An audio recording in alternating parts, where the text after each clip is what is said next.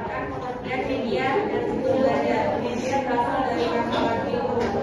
Bahasa Latin merupakan bentuk jamak dari medium. Media secara harfiah berarti perantara atau pengantar, yaitu perantara atau pengantar sebuah pesan dengan menerima pesan. Dalam paragraf dapat memberikan definisi tentang media pembelajaran yang pertama dan tentang mengungkapkan bahwa media pembelajaran adalah teknologi pembawa pesan juga yang berpendapat bahwa media pembelajaran adalah sarana fiksi untuk menyampaikan isi atau materi pembelajaran seperti buku, film, video, dan sebagainya.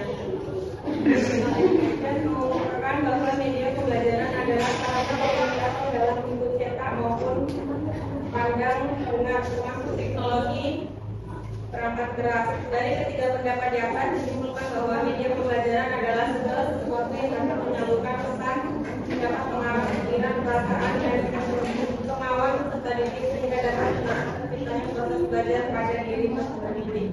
Media pembelajaran adalah media yang berisi pesan, informasi, atau tujuan yang dituju dan perantaranya. Saya kembalikan ke Bapak.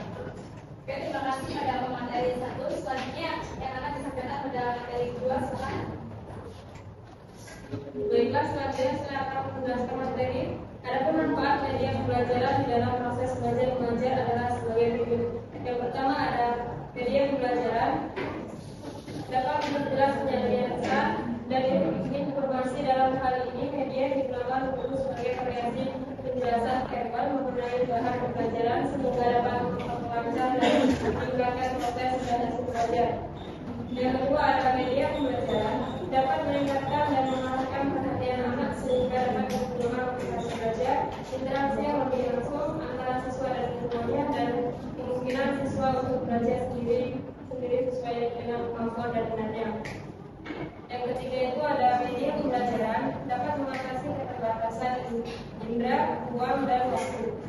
Yang keempat itu ada media pembelajaran dan memberikan kesamaan pengalaman kepada siswa tentang peristiwa-peristiwa di lingkungan mereka serta memungkinkan terjadinya interaksi langsung dengan guru, masyarakat, dan lingkungan misalnya melalui karya wisata, kunjungan-kunjungan, atau pertemuan.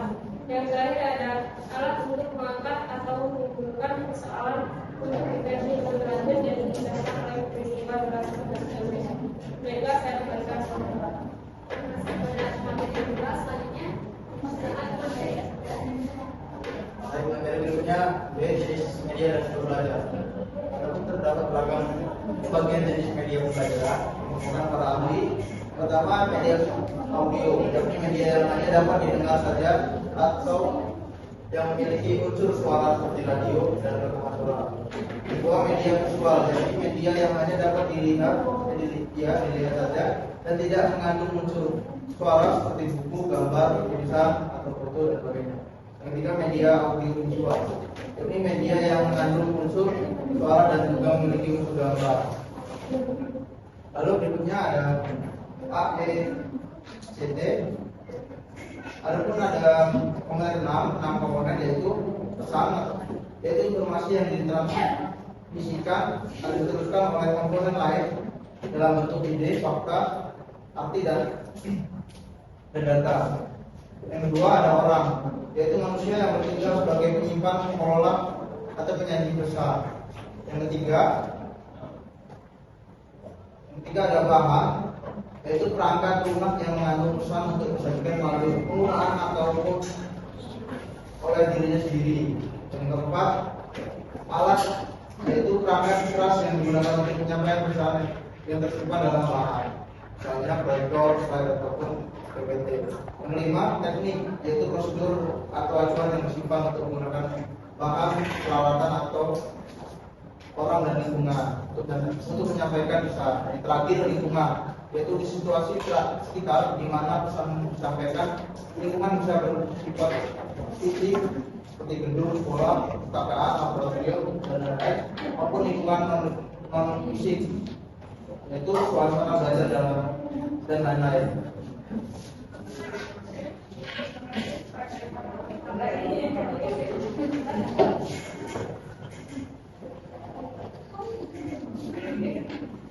Baik, selanjutnya yaitu adalah C, kriteria pemilihan media dan belajar. Kriteria yang paling utama adalah pemilihan media adalah bahwa media adalah harus dengan tujuan atau pembelajaran atau kompetensinya ingin dicapai. Misalnya bila tujuan meminta siswa bersifat penghafalan data kata dan tentunya media audio yang tepat untuk digunakan. Jika tujuan atau kompetensi yang dicapai memahami isi bacaan, maka media akan lebih cepat digunakan. Kalau tujuan pembelajaran itu motorik atau gerak dan aktivitas, maka media film dan video bisa digunakan. Dalam memilih media dan belajar, terdapat beberapa kriteria yang perlu dipertimbangkan agar dapat memenuhi kebutuhan dan tujuan pembelajaran yang diinginkan. Yang pertama, relevansi, yaitu media pembelajaran dan sumber belajar harus relevan dengan tujuan pembelajaran. Yang kedua, kredibilitas. Yang ketiga, kualitas. Yang keempat, keberagaman. Yang kelima, mudah diakses. Dan yang keenam, aktif. Dan yang terakhir, yaitu sesuai dengan teknologi. Dengan mempertimbangkan kriteria tersebut, diharapkan pemilihan media dan sumber belajar dapat membantu peserta didik memperoleh pembelajaran efektif dan bermanfaat. Baik, saya kembalikan ke moderator.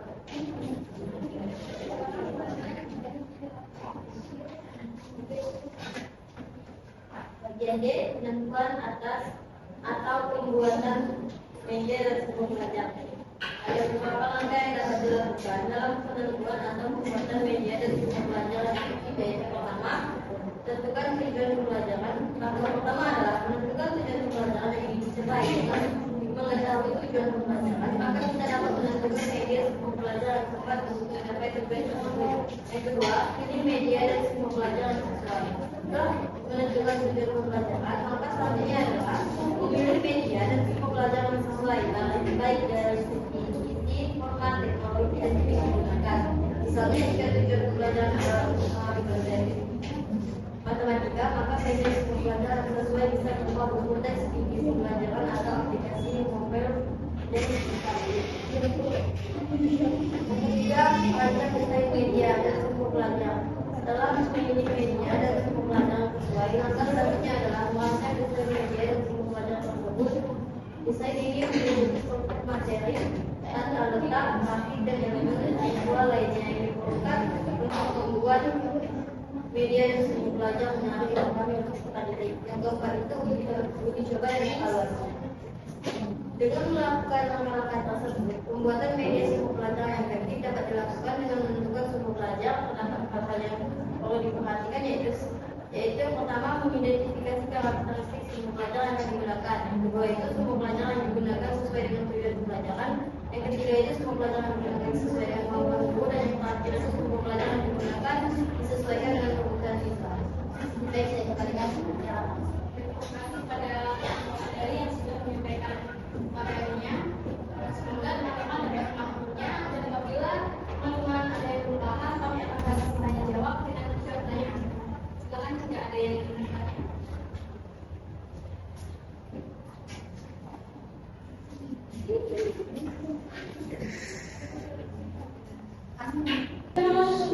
Silakan teman-teman jika ada yang bertanya. Saya silakan kepada Aul dan Kayla.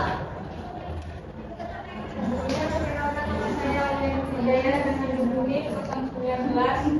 Pertanyaannya, bagaimana peran media dalam mengatasi keterbatasan ruang, waktu, dan daya indera siswa? Terima kasih. Selanjutnya,